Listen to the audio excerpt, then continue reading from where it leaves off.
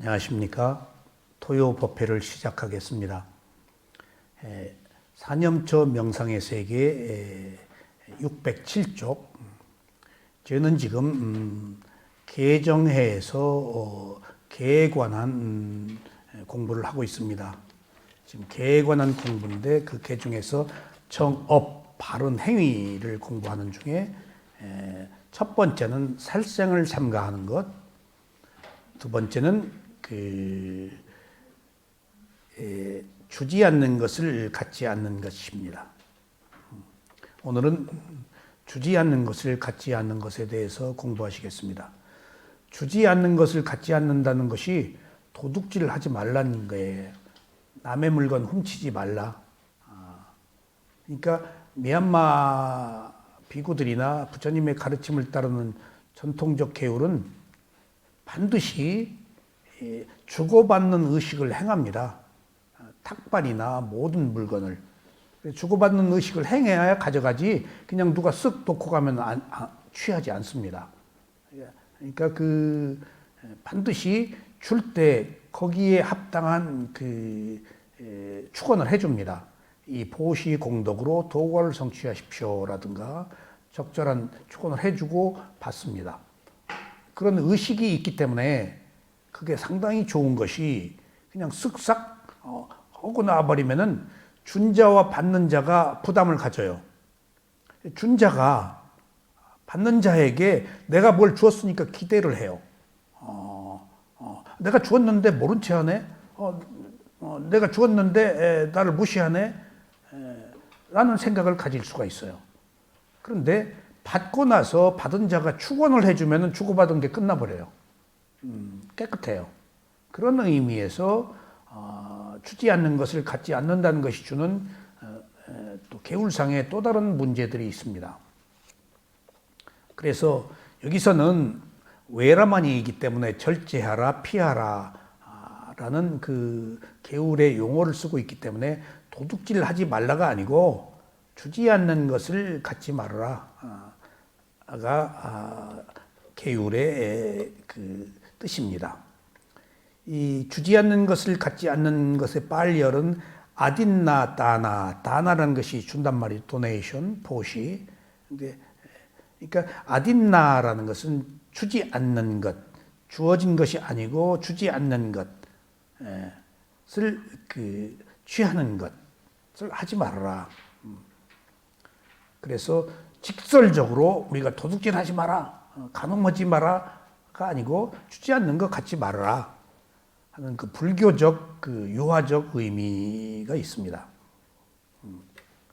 도둑질은 남의 물건을 훔치는 행위입니다.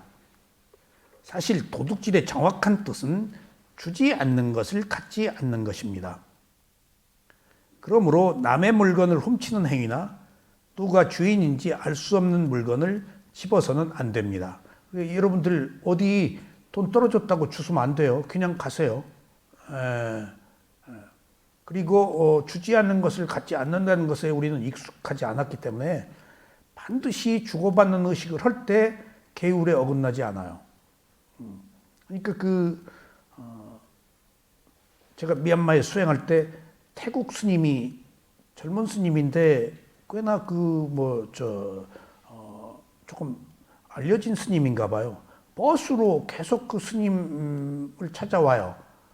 태국에서 단체로 여행객들인 것 같아요. 그럼 먹을 게 많이 생겨요.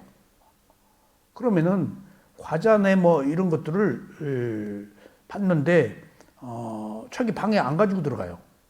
그걸 무슨 계율이 있는지. 그리고 비구가 거주하는 그 입구에 탁자가 있는데 거기다 딱 놓아요. 거기다 놓으면은 누구나 가져갈 수 있어요. 그러니까 거기 가져가라고 거기다 놓아요. 주고받는 일종의 의식이야. 그러니까 거기다 놓아도 누가 안 가져가. 근데 내가 지나갔는데 태국 비구 스님이 과자 가져가라. 그래서 괜찮냐고 그랬더니 여기다 놓는 것은 내가 받은 것은 삐꾸들한테 다 드리는 거니까 얼마든지 가져가라. 그래서 나도 거기 과자 있으면 갖다 먹은 적이 있어요. 그리고 떨어진 거 안 주세요. 주지 않는 것이니까. 그러니까 그것들이 익숙지 않았는데 그러니까 그런 의식이 생기니까 뭐 갈등도 안 생기더라고 뭐가 있어도. 그래서 도둑질이라는 것이 주지 않은 것을 갖는 것과 같습니다. 그래서 남의 물건을 훔치는 행위나 누가 주인인지 알 수 없는 물건을 집어서는 안 됩니다. 예를 들어 길거리에 떨어진 돈이 있다고 해도 그 돈을 주어서는 안 됩니다. 누구의 소유인지 알 수 없지만 분명한 것은 가져도 좋다는 승낙을 받은 바가 없기 때문에 도둑질입니다. 또 남에게 주어야 할 것을 주지 않는 것도 도둑질에 해당됩니다. 하지만 소유자가 없는 돌이나 나무나 다른 것들을 갖는 것은 비록 누가 주지 않았다고 해도 계율에 어긋나는 행위는 아닙니다. 근데 요새 또 좀 달라요. 도토리 죽고 뭐 사내가 죽죠? 못 죽게 해요. 그 산 주인이 있어요. 그럼 걸려요. 그러니까 막 죽잖아요. 산 주인이 그 임자가 있는 산은 또 안 돼요. 그러니까 그 필요 없이 도토리 주워다가 뭐 잘 먹으면 좋은데 그 다람쥐가 먹는 거 우리가 가져오는 거거든요. 그러니까 어디 가서 그렇게 함부로 취하는 것도 예전에 비해서는 제약이 좀 있어요. 그러니까 그 제가 어디 사진 찍으러 전국을 다니기 때문에 후비진 곳에 가면은 산나물도 채취 못하게 딱 써놨어요. 불법이다. 그러니까 옛날에 뭐 그런 게 어디 있었어요? 딱 현수막이 있어요. 산나물 채취 금지. 예. 그러니까 아마 너무 그렇게 뜯어가고 뭐 황폐화시키고 하니까 나무 자체에도 또 문제를 끼치고 그래서 제도상의 그런 계율의 문제들이 더 상당히 확대된 것 같아요.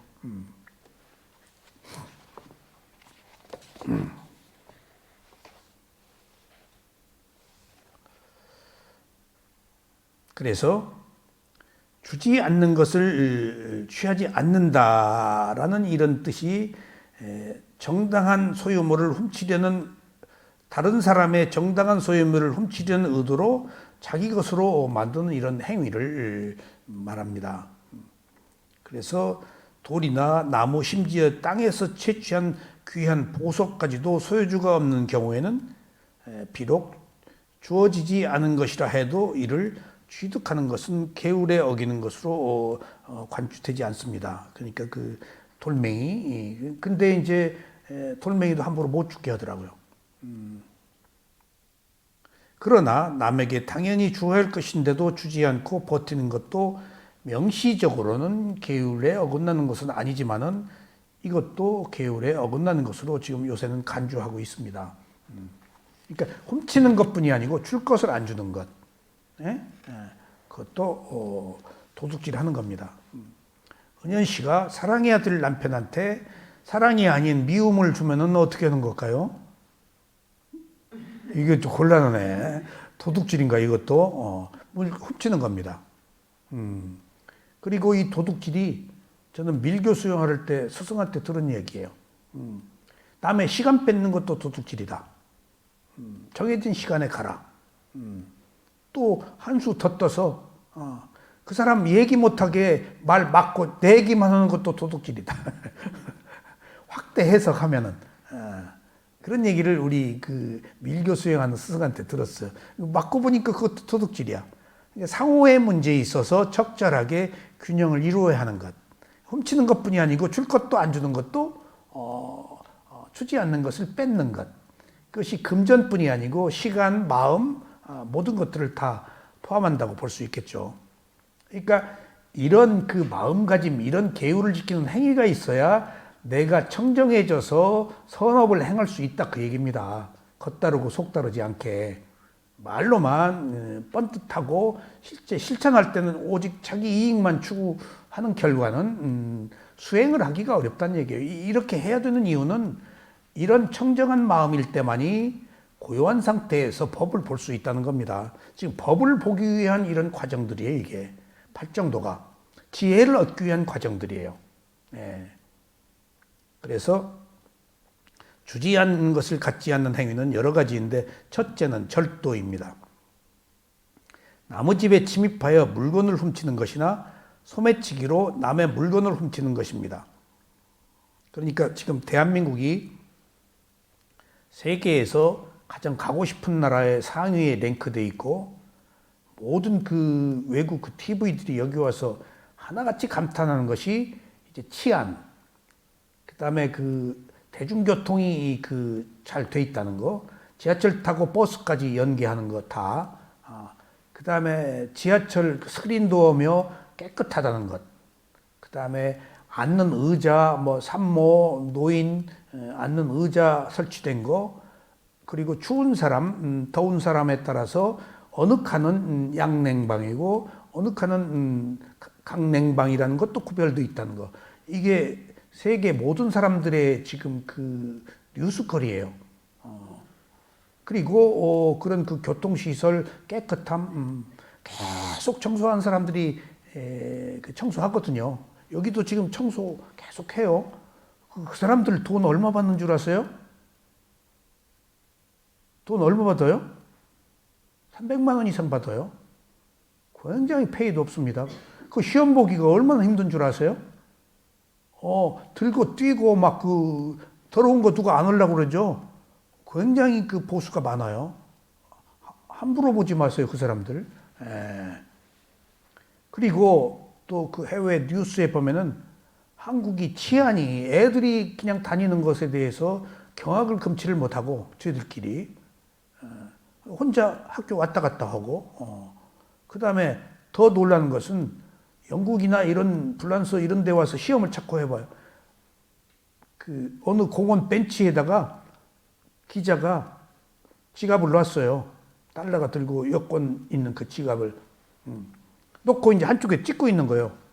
근데 누가 쓱 지나가다가 쓱 봤어요. 컴컴한데 한쪽에서 봤는데 그 사람이 쓱 지나가. 근데 이제 그게 어떻게 되는가 보려고 이제 찍고 있었잖아요. 그게 영국 방송에 보도가 됐더라고요. 근데 그 사람이 조금 있다 와서 그 지갑을 휙 가지고 어디로 가버리는 거예요. 이거 거리가 있어서 쫓아가지를 못하고 이제 그 카메라 찍다가 보니까 지갑을 잊어버린 거예요.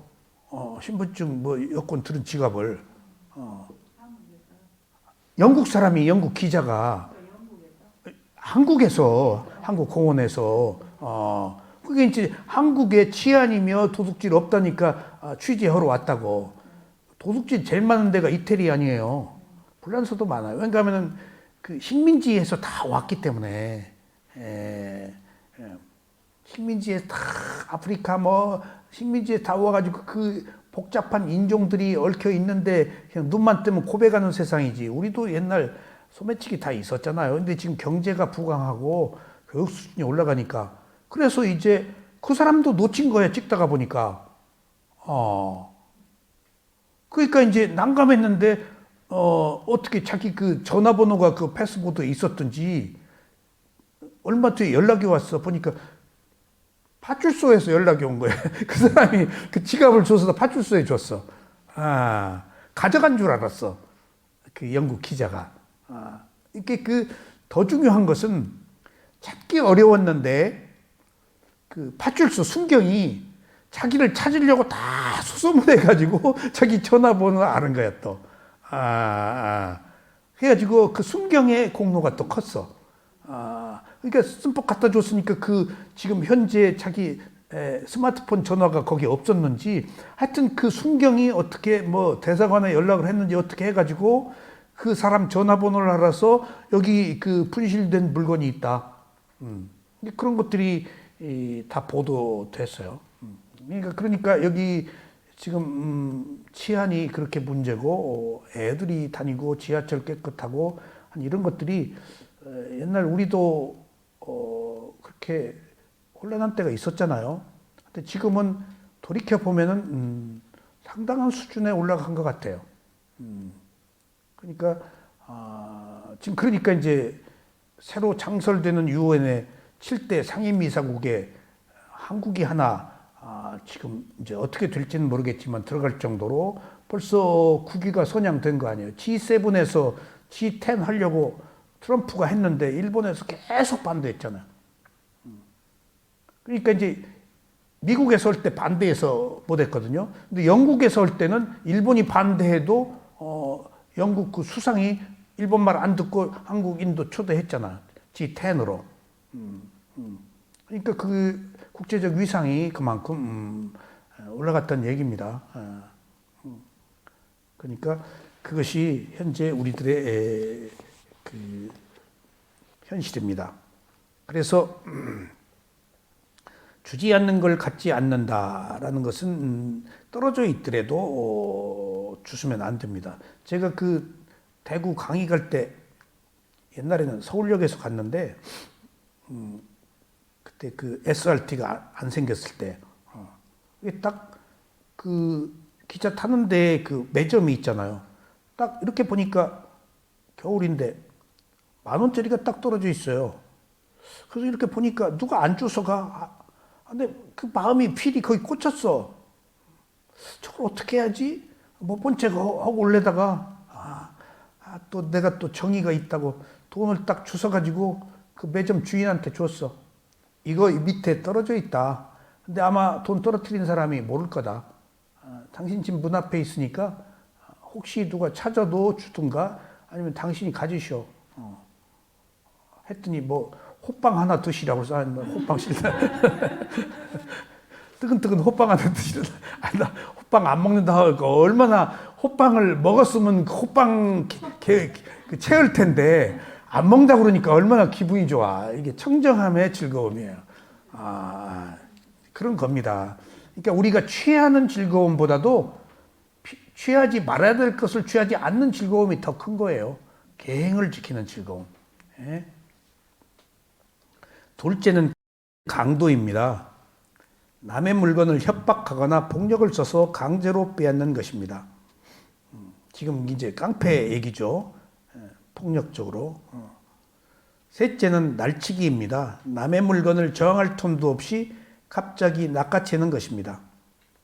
넷째는 사취입니다. 남의 소유를 자기 것이라고 속이는 것입니다. 다섯째는 속임수입니다. 물건값의 계산을 엉터리로 하여 거래를 하는 것입니다. 옛날 저울 속이거나. 그 다음에 참 지금 생각하면 우리가 얼마나 비난한 시기에 그냥 얼마나 우리가 속이고 살았어요. 심지어는 수박 빨간 것도 물 넣었다라고 의심할 정도였으니까 물 넣을 수 없다라고 이제 그 판결이 났지만은 물 넣으면 썩는다 빨간 물.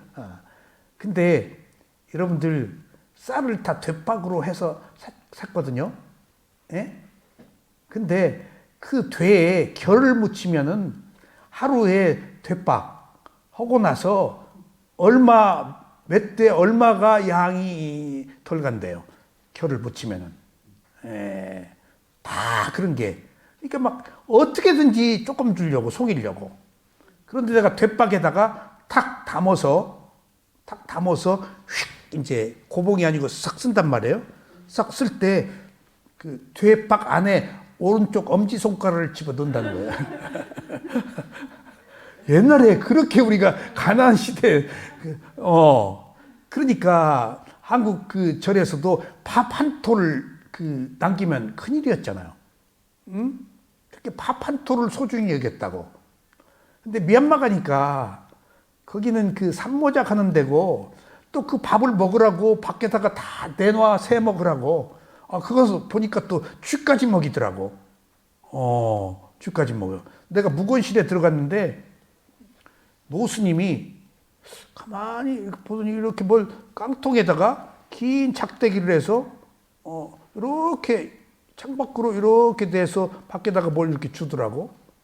그래서 저 노스님이 뭐 하는 깡통 속에 밥 먹다가 남은 거 가지고 그걸 깡통에다 담아서 저렇게 주니까 쥐가 이만해. 그 스님이 먹이는 쥐야. 하여튼 나 그렇게 큰 쥐인지 아닌지 쥐 같아. 이만한 쥐가 와서 그거 먹더라고. 그래서 나도 그 이제 맛이 있을 때는 바루를 다 우물에 씻거든요.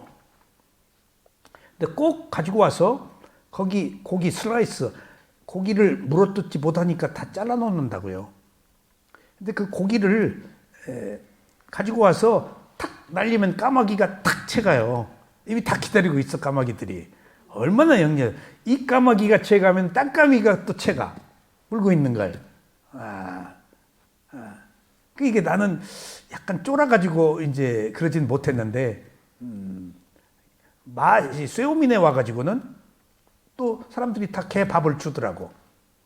그래서 나도 이제 좋은 일 한다고, 이제 개 밥을 주는데 휙 고기 덩어리 안 던져주고, 갈등을 느끼다가, 숟가락에다가 이렇게 주었다고.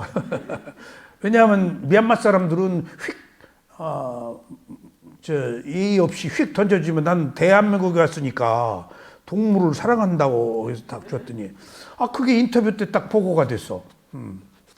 우리 작은 스승이 개 밥 줄 때 숟가락이 왜 주냐? 그래서, 아니, 숟가락 주는 게 정중하게 동물을 사랑하는 아니다, 던져줘라. 그랬더니, 아니, 대한민국은 이렇게 예절을 지키는 거 그랬더니 모양이 안 좋다.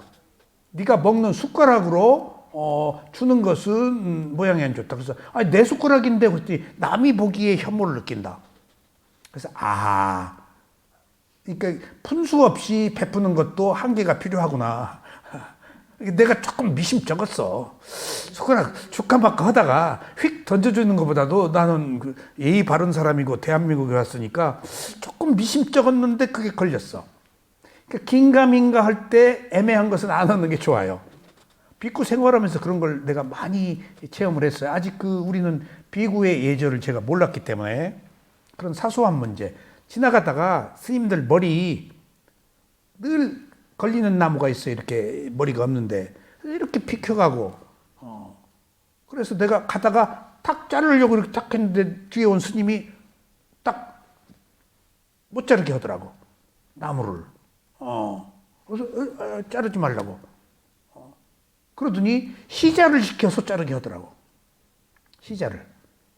그러니까 비구 227개 개울에 별의별 게 다 있어요. 그리고 밖에 못 나오는 묵원실에 제가 들어갔을 때 빈 방이야, 나무 막 퇴락한 곳에 오래된 곳이니까 고수들이 와서 수행하는 곳인데 밖에 못 나가는 곳, 밥 날라주면 먹는 곳에 들어갔는데 자다가 보니까 막 벼룩한테 뜯겨가지고 벼룩이 한 번 물으면 몇 군데를 써요. 가려워서 잘 수가 없더라고. 그래서 이렇게 일어나 보니까 벼룩들이 오랫동안 어떻게 빈 방에 못 먹고 살았는지 내가 오니까 맛있게 잡수신 거예요. 한 번 이렇게 뜯기면 3, 4일 가요, 이 가려움이. 독하더라고요. 빈대 벼룩이 아니고. 그걸 미얀마로 접어라고 그러더만. 그래서 밥 날라다 준 사람한테 쪽지를 써가지고 에프킬라 좀 구해와라. 그랬더니 시자가 가지고 왔어. 그래서 내가 칡 뿌리려고 그랬더니 원주하고 같이 왔어. 칡 뿌리려고 그랬더니 딱 내가 못 뿌리게. 비구가 그걸 뿌리지 말라는 거예요. 그러더니 시자를 시켜서 뿌리게 하더라고. 그런 소위 말하면 모르는 것. 그리고 모기 죽이는 것도, 모기 향도 피워놓으면 죽잖아요. 근데 내 옆방에, 쇠우민에서 내 옆방에 스님한테 가보니까 모기 향을 피웠더라고. 그래서 내가 또 한 소리 했지. 이거 모기 너 살생이다. 그랬더니 씩 웃으면서 창을 딱 가리키는 거야. 방충망 한쪽이 이렇게 뜯어서 밖으로 이렇게 해놨더라고. 그걸로 나가라고. 이렇게 퇴로를 열어놨더라고. 하여튼 그런 크고 작은 일들이, 이 개울 안에 있는 것들이, 그것들이 인간의 마음을 청정하게 해서 법을 보게 하려고 그러는 거예요, 지금. 그래야 마음이 고요해서 땀마, 무상고무화가 드러나니까. 그런 그 뜻으로 다 이런 계율을 지킨다고 이해를 해 주십시오. 그래서 이상의 도둑질도 그 비중에 따라 업의 과보가 다릅니다. 첫째는 훔친 물건의 가치에 따라서 과보가 다릅니다. 훔친 물건이 매우 가치 있는 것일 때는 그만큼 비도덕적일 뿐만 아니라 더 나쁜 과보를 받습니다. 아울러 사소한 것일 때는 그만큼의 과보가 적습니다. 그러니까 어느 경우에 위대한 미술품이 도난당했는데 팔 수가 없잖아요. 너무 유명한 도난당했단 말이에요. 훨씬 뒤에 특별한 곳에서 누군가도 모르는 어떻게 왔는지도 모르는 상태에서 발견된 경우들이 있어요. 그게 발견하고 보니까 오래전에 언제적 없어진 그 물건들이에요. 근데 그건 자기가 훔쳐서 쓰지도 못한 거야. 매매할 수가 없지. 그건 다 공개되어 있으니까. 그런 것처럼 하여튼 그 여러 가지 형태의 물건을 훔치는 그런 것은 훔치는 재미 때문에 또 훔치지 않았는가 싶기도 하고요. 둘째는 피해자의 자질에 따라 과보가 다릅니다. 피해를 입는 사람이 선한 사람일 경우에는 선하지 못한 사람의 경우보다 더 나쁜 과보를 받습니다. 사실은 내가 미얀마에서 여행을 할 때 사리박물관 어딘지도 지금도 모르는데 거기 갔더니 온통 그 유리병 큰 유리관에다가 온 방이 살이더라고요. 딱 보니까 한국에서 많이 왔는지 한국 라면 박스다, 한국 박스들이 한국말로 많이 한국 사람들이 많이 오는구나. 그래서 아라한의 살이라고 나는 수행을 하다가 가서 살이의 큰 의미 뼈 조각이거든요. 그 개인이 소유할 이유가 없어요. 살이는 절에 왕들이 권력자들이 소유하는 거예요. 부처님 살이 같은 거. 개인이 그걸 살이 갖다가 먹을 거예요. 개인이. 왕 권력자들이 그런 걸 즐겨요. 아직 기복적인 게 있으니까. 그래서 딱 달러 1불짜리에다가 딱 살이 2개를 딱 넣고 이게 아라한 살이다 해서 내가 저기다 모셔놨어요. 내가 살이를 귀중하게 여기지 않으니까 이 얘기는 했지. 아라한 살이 내가 이렇게 해서 갖다 놨다. 저 살이 없어졌었어요. 딱 보니까 없더라고요. 살이가. 그래서 이상하다. 열어봐도 없어. 어느 날 또 생겼어. 누가 갖다 놨나 봐. 가져갔으면 가져갔네 하고, 근데 그 살이 빈 함을 치우려다가, 그냥 놨어. 그랬더니 없어진 살이가 또 왔어. 아라한의 공덕인가.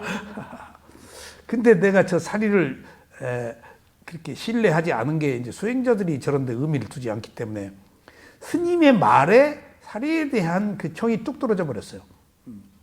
왜냐하면은 스님이 저거 갖다 놓고 신심이 돈독하고 수행을 열심히 하면 살이가 많이 불어난대. 그 얘기를 할 사람한테도 해야지. 내가 그 고지 듣겠어? 그러니까 살이의 그분이 그러니까 내가 그 뒤에 한국에 와서 살이 살 수 있는 곳 알려달라고 그래서 2번이나 얘기해주고 그 뒤는 안 알려줘. 한국 사람들이 사온대요. 자기 스승 때문에 돌아가시면은 막 화장한대요. 스승이 이제 살이 나오면은 문중의 문제니까. 어쨌거나 그런 것도 지금 일종의 잘못된 행위죠. 그런 것도. 그러니까 따져놓고 보면은 다 과시하고 욕망 때문에 그런 일들이 벌어지니까 그 욕망은 또 자아 때문에 생기고 그래서 그 욕망을 갖는 것이 어리석음이기 때문에 다 같은 말입니다. 어리석어서 그럽니다. 셋째는 훔친 사람의 심리 상태에 따라 과보가 다릅니다. 남의 물건을 훔칠 때 탐욕으로 훔칠 수 있고 미움으로 훔칠 수도 있습니다. 탐욕으로 훔칠 때는 단순하게 자신의 욕심을 충족시키기 위해서 하는 것으로 미워서 훔치는 것보다 과보가 적습니다. 근데 욕심 부려서 훔치는 것, 미워서 훔치는 것. 미워서 훔치는 것이 더 나쁘다는 거예요. 욕심은 단지 자기 자신의 욕심에 국한되지만 미워하는 것은 상대를 지금 화나고 미워하고 했잖아요. 남의 거 필요해서 훔치는 것보다 미워하면 상대에게 과보가 더 크지. 그냥 훔칠 일이지. 예.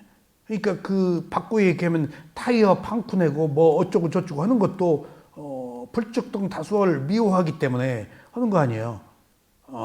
지가 필요해서 갖는 것보다 남의 자동차 빵꾸 내고 간판 부시고 뭐 보이지 않는 곳에서 공공의 그 어떤 물건을 파괴하고 하는 것은 그 지금 미움이거든, 분노거든. 그것은 훔치는 것보다 과보가 더 나쁘다는 거예요.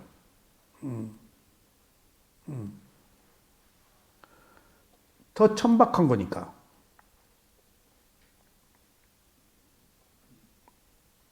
그래서 미워할 경우에는 상대를 해치려는 의도가 있기 때문에 탐욕으로 훔치는 것보다 더 나쁜 과보를 받습니다. 남이 주지 않는 것을 갖게 되면 반드시 자신이 과보를 받습니다. 도둑질이라는 악업의 조건이 성숙되려면 5가지 조건이 필요합니다. 첫째는 다른 사람의 재산이 있는 것. 있어야 돼요. 둘째는 다른 사람의 재산이라고 아는 것. 셋째는 훔치려는 의도를 갖는 것. 이 의도가 이제 업이에요, 여기서부터. 넷째는 훔치려고 노력하는 것. 훔칠 때 눈치도 봐야 되고 조심해야 되고 싹 이렇게 그 민첩하게 다 해야죠. 이게 노력이거든요. 다섯째는 실제로 훔치는 것. 이렇게 5가지 조건이 성숙될 때 도둑질, 주지 않는 것을 갖는 것에 대한 업의 과보가 적용됩니다. 이렇게 주지 않는 것을 갖게 됨으로 인해서 받는 필연적인 과보는 자신이 가난하게 사는 겁니다. 늘 베풀지 않고 훔쳤기 때문에 그 과보가. 그리고 비참하게 살고 좌절을 하게 되며 노예처럼 종속된 직업을 갖게 됩니다.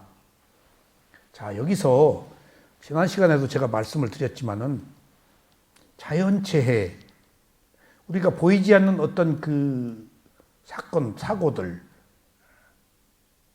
그런 것들은 업에 적용이 될까? 인간이 업의 적용이 인간에게만 국한될까? 현상계에도 된대요. 자연 현상계에도. 그 에너지들이 보여서. 그리고 우리가 보이지 않는 어떤 그 악업들이 쌓이면은 환경을 파괴하잖아요. 오존층 구멍을 뚫리게 하고, 강물을 오염시키고, 바다에 온갖 쓰레기들이 플라스틱 있어가지고 물고기들이 죽어가고. 그러니까 그런 우리들의 한 행위는 인간에게만 영향을 끼치는 게 아니고 자연 현상계에도 영향을 끼치기 때문에 현상계의 그 과보로 오는 과보도 있다는 거예요. 자연 현상계. 그러니까 그걸 조금 긴가민가 했는데 어떤 여의도 어떤 목사님이 일본 사람들 예수 안 믿어서 지진 났다고 할 때는 내가 좀 그건 너무 심했다 그렇게까지. 그 예수를 왜 거기다 갖다 붙여. 그리고 제가 늘 드리는 말씀이지만 크라이처치 지진 때에 있는 뉴질랜드 교회가 가장 지진 피해를 많이 입었는데 하나님 믿는데 그러면 거꾸로 그 하나님 믿는데 그 교회가 그래서 조금 그걸 우습게 봤는데 지난번에 상유타 니카의 그 스리랑카에서 아라한 60명을 기름 가마솥에 태워 죽인 왕이 쓰나미로 그 왕궁이 다 덮쳐버려서 다 죽었다는 얘기를 듣고 그것도 같은 맥락으로 업의 적용 범위 아니에요. 근데 업의 적용 범위는 부처밖에 모르거든요. 그래서 그걸 왜 아라한 죽인 것이 쓰나미로 그렇게 됐냐? 그랬더니 천신들이 아라한 60명이 다 천신들은 알고 보니까 가마솥에 죽어간 것에 대한 그 슬픔, 비탄, 그 눈물이 쓰나미를 일으켰다라고 그렇게 해석을 해주더라고. 그래서 업의 적용 범위는 우리가 모른다고 그랬잖아요. 그럴 수도 있겠구나. 왜냐하면 우리는 31개의 존재의 세계를 배웠잖아요.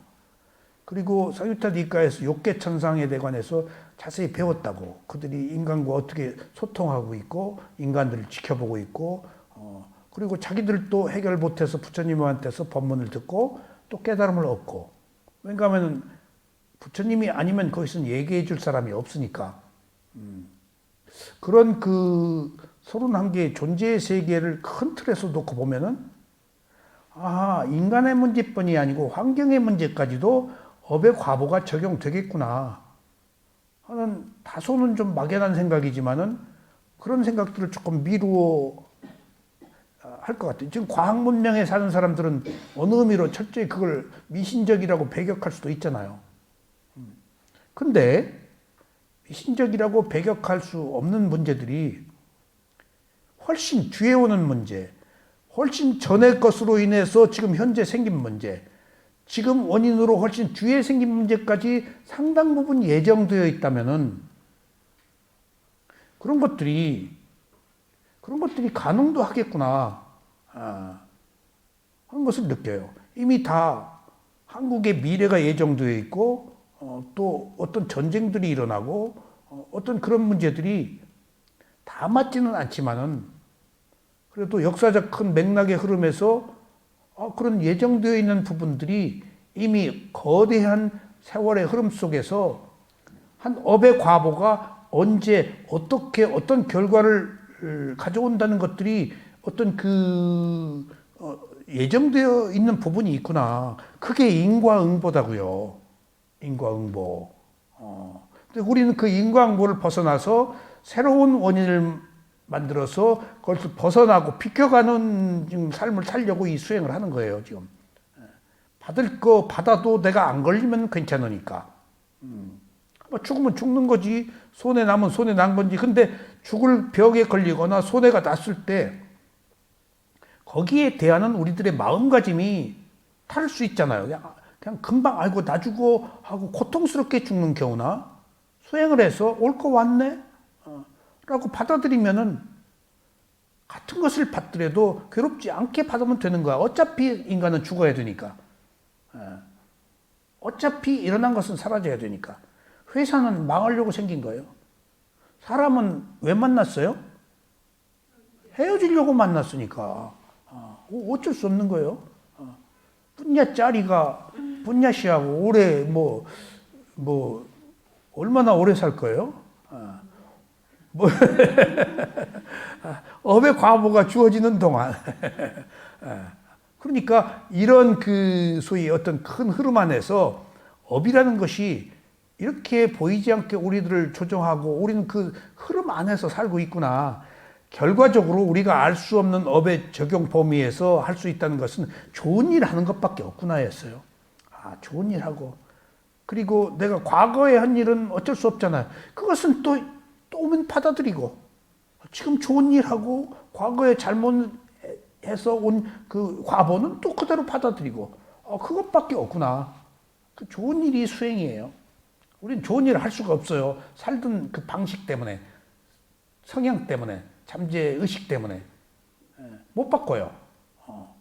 그러니까 이제 부처님의 성자의 가르침을 배워서 화낼 때 화내고 욕심 부릴 때 욕심 적게 내고 어리석을 때 이해해서 지혜를 갖고 하는 것이거든요. 이게 게으리 딴 게 아니고. 그러면은 그런 것을 행하는 내가 행복하고 편하고 좋은 과보를 받고. 그러니까 지금 우리들에게 많은 과보가 기다리고 있는데 그 과보는 현재 내가 하는 행위에 대한 과보가 제일 우선해요. 오도록 돼 있어서 현재 내가 선한 행위를 하면 그게 오도록 돼 있어서 비켜가거나 없어지거나 뒤로 밀리거나 한단 말이에요. 업의 적용 범위에 가장 우선한 건 현재 업이 가장 우선해요. 근데 수행을 계속하면 현재 새로운 업이 계속 만들어지잖아. 그러니까 그것을 우리 스승이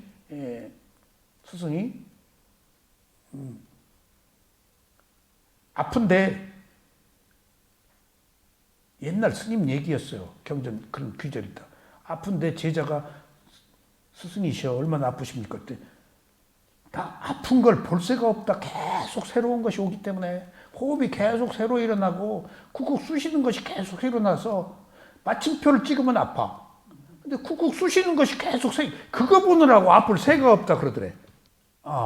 그 말이 뭐 아니든가 뭐 아니든가 그게 중요하지 않지만은 거기서 딱 그 영감이 딱, 이게 그런 말이었구나. 우리가 아프다는 것은 마침표를 찍고, 아이고, 나 죽겠네 하는 것은 자아가 들어온 거야. 근데 계속 무상이잖아, 그게. 무상을 계속 보고 있으면, 새로운 것을 보고 있으면 앞을 새가 없더라는 거예요. 상징적으로 그 말이 주는 의미는 알아차림이라는 것은 항상 현재로 와서 새로운 것들을 받아들이면 돼. 아픈 것도, 잘못된 것도, 괴로운 것도 뭐. 근데 딱 마침표 찍고 아이고 내가 나쁜 놈이네, 내가 나쁜 놈이네라고 하고 있네라고 봐야 되는데 내가 나쁜 놈이네 하고 마침표를 찍는다고. 내가 괴롭네 라고 마침표를 찍어버린다고. 지금 내가 괴로워하고 있네, 괴롭다라고 지금 또 내가 알고 있네 라고 그것을 또 보면은 지속되는 거 아니야.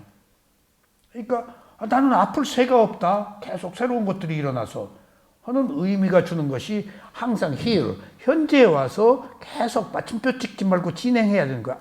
진행이라는 거야, 이게 그 무상이. 무상이 나쁜 뜻도 아니고 계속 진행되고 있다는 거예요.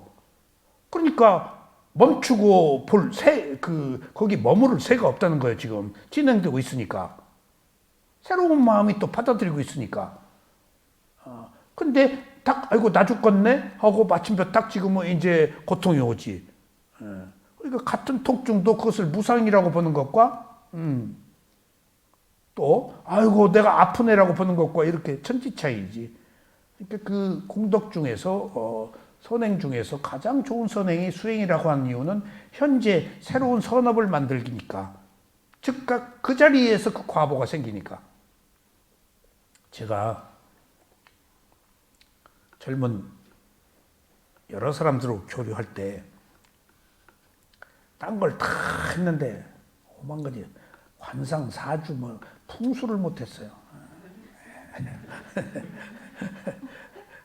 근데 멋쟁이 그 건축 설계사하고 가깝게 지냈는데 그 사람 아주 예술적인 건축물을 많이, 나부터 나이가 어려요. 그래서 아주 가까이 이제 어떤 그 재벌하고 그 친구하고 나하고 셋이서 많이 어울려서 대화를 많이 나눴어요. 그 우리 어머니 돌아가셨을 때 문득 난 그 어느 종교를 믿고 있을 때 왜 풍수 그런 게 안 믿고, 또 그리고 교회 그 묘지는 뭐 딱 순서대로 딱 차례 받아 사는 건데, 근데 초이스 할 수가 있었어.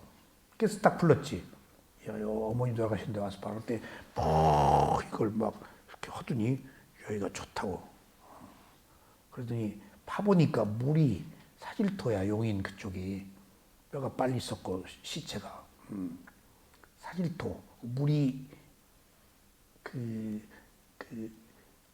안성 용인이 그쪽에 사질토예요. 그래서 묘 쓰기가 좋은 거예요. 그러니까 이제 하더니 딱 이 묘 잘 쓰면은, 내가 그 얘기 들었잖아.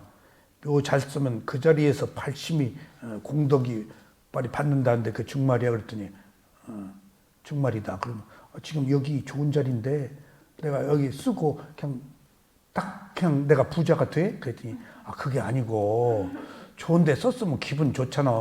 그것이 그 공덕발 받는 거라고 그렇게 나를 위안해 주더라고. 좋은데 썼으면 기분이 좋잖아. 그러니까 그 죽어서 머무는 것이 물이 있다든가 나무 뿌리가 한다든가 뭐 그런 보이지 않는 뭐가 있대요. 그래서 그렇게 그렇게 그 집안 누가 정신 이상이 돼가지고 막 하고, 그래서 묘 파보라 그랬더니 자기 부모 여기 개미들이 그렇게 있더라고. 뭐 그런 얘기들이 있어요. 실제 그것은 현실과 조금 벗어난 그 영적 세계의 문제라서 우리가 증명할 수는 없지만은, 우리가 보이지 않는 그런 어떤 그 영향, 흐름, 그런 것들은 조금 뭐 있을 수도 있구나 하는 생각이 들어요.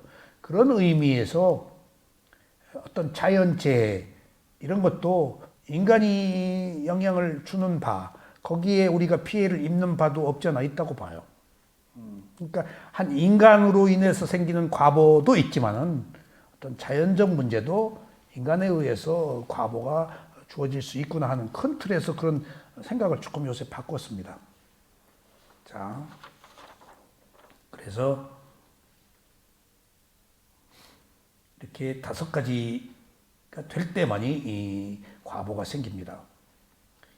꼭 이것을 제가 여기다 넣는 것은 이게 책에서 한 이야기를 내가 차용해서 여기다 꼭 쓴 것은 훔치고 살생하고 뭐하고 하는 것들이 일정한 몇 가지 조건에 의해서 되는 것이다. 그러니까 쉽게 말하면은 우리가 잘못하는 것이 무조건 다 죄는 아니다.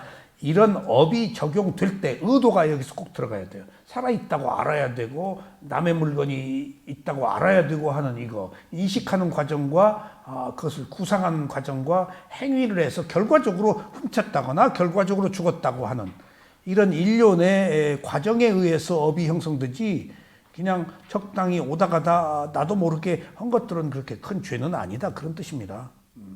반드시 계획적인 의도가 있을 때 거기에 따른 합당한 과보가 있다. 그러니까 여기서 지금 훔친 사람의 지위나 그 선한 그러니까 그 아라한 죽이면은 바로 그 자리에서 과보를 받죠. 그러니까 제가 그 밀라레빠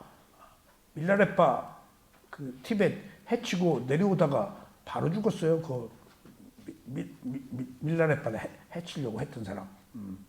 그러니까 그런 예들이 경전에서 나와요. 성자들을 해치면은 즉각 그 과보를 받는다고. 대표적인 것이 목가라나 존자 죽인 사람들 다 목가라나 존자 죽이라고 돈 받고 죽였잖아요. 배교했다고. 목련 존자. 목련 존자 법문 못 들어봤죠? 사리불하고 달라요. 어떻게 다를까요? 몸과 마음을 부정관으로 알아차리는데 지나칠 정도로 막 결벽적으로 그냥 너무 막 극단적으로 몸과 마음을 혐오해. 역시 목가르나 존자네. 사리불은 그렇게까지는 막 까발리지 않았을 거야. 부처님 보고 찾아오는 사람도 있지만 목가르나 존자, 가섭 존자 보고 찾아온 사람 무지하게 많았다는 거예요. 왜 그랬을까? 신통 때문에. 가섭 존자는 바로 공양하면 공덕발 받으니까. 그러니까 목가르나 존자한테 막 불교도로 끌어들인 사람이 굉장히 많다는 거예요. 신통한 힘이 있으니까. 그래서 같은 아라한이지만은 지혜, 의식 수준의 차이로 이렇게 사리불하고 목련 존자 법문이 다르냐. 그리고 제가 스리랑카 스님한테 물었더니 아니다. 그러니까 이런 이야기를 들어야 돼. 왜 아니냐 그랬더니 목가르나 존자는 이교도들을 개종시키고 이교도들한테 전법을 파기 위해서 그렇게 좀 셌대. 말이 좀 그 사람들을 이쪽으로 옮기 위해서 세게 좀 과격하게 해서 세게 하게. 근데 사리불 존자는 다 울타리 안에 있는 딴말을 하는 사람들이어서 지혜 쪽으로 더 이야기를 해주고 낮은 단계에서 높은 데로 끌어올려주고 목가르나 존자는 딴말을 모르는 사람들을 끌어들이기 위해서 그런 표현이 강할 수밖에 없었다. 그래서 이 니까야 공부를 해야 돼. 한마디로 하면은 목가르나 존자는 신통이 있어서 이렇게 법문도 세게 했구나. 물론 그런 면도 없지 않아 있겠지만은 내용인즉슨 그런 말을 듣고 함부로 판단해서는 안 되겠구나 싶은 생각을 했습니다. 그래서 미얀마에 가면은 미얀마 책에 계속 나옵니다. 대표적인 것이 치실을 외국 스님이 쓰다가 화장실이 있어요. 그럼 거기 이제 세면도 같은 거 놓거든요. 치실을 놓고 몇 달 딴 데 갔다 왔더니 그 치실이 그때까지 있더라는 거예요. 누가 안 쓰니까. 그런 주지 않는 것을 갖지 않는다는 것에 미얀마 스승들 어떤 교재에 그게 꼭 나와. 그리고 남이 길에 떨어져 있어도 안 주세요. 안 주서. 그러니까 한 번은 열쇠가 없어졌는데 뭐가 없어졌는데 앵무새가 들어와서 그렇게 물어가요. 길가에 있어요. 앵무새가 그렇게 와요. 창가로. 그래가지고 뭐 싹 물어다가 갖다가 눕는 거예요. 길가에 한번 떨어진 적이 있어요. 이게 창문 열어놓으면 앵무새가 와. 이게 재밌으니까 그냥 앵무새한테 뭐 주기도 하고 그래. 근데 그놈이 이렇게 문 열어놓으면 돌아서 물고 밖으로 가지고 가. 자, 남이 주지 않는 것을 갖지 않으려면 정직해야 합니다. 그리고 다른 사람의 소유권을 존중하고 욕심을 부리지 않아야 합니다. 자신의 정당한 노력 없이 얻으려는 것은 가장 나쁘고 어리석은 행위입니다. 바르게 살기 위해서 비양심적인 방법으로 부를 축적하지 않아야 합니다. 노력 없이 얻으려는 탐욕스러운 마음이 남의 물건을 훔치게 합니다. 이런 마음을 갖지 않도록 하기 위해서 자기가 가진 것을 남에게 베풀면서 거기서 기쁨을 느껴야 합니다. 이상이 주지 않는 것을 갖지 않는 것에 대한 본문입니다. 지금 시작한 지 몇 분 됐죠? 네? 네.